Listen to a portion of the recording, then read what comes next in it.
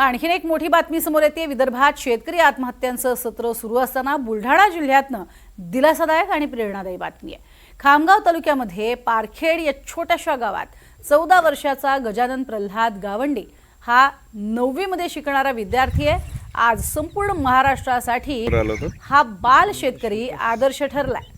ज्या बालवयामध्ये विद्यार्थी मोबाईलच्या आहारी गेलेले आहेत, त्याच वयात गजाननला मात्र शेती करण्याची प्रचंड आवड आहे आणि त्याला तो छंदच जडलाय।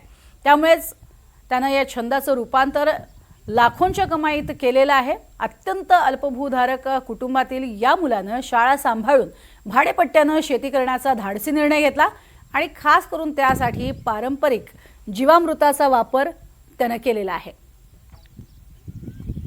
रासायनिक खतांचा कोणताही वापर केला नाही, मात्र तसं न करताही त्यानं लाखो रुपयांचं उत्पन्न कमवलंय।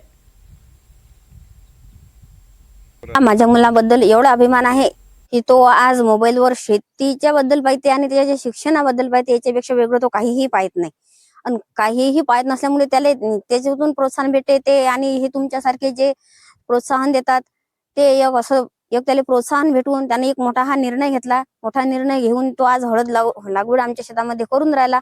आमच्याजवळ शेती नसून आम्ही दुसऱ्याचं शेत करून ठोका देऊन त्याच्यामध्ये शेती करू शकतो। शेतकऱ्यांनी सुद्धा काहीतरी थोडंफार वेगळं करून त्यातून थोडीफार नफा मिळवा।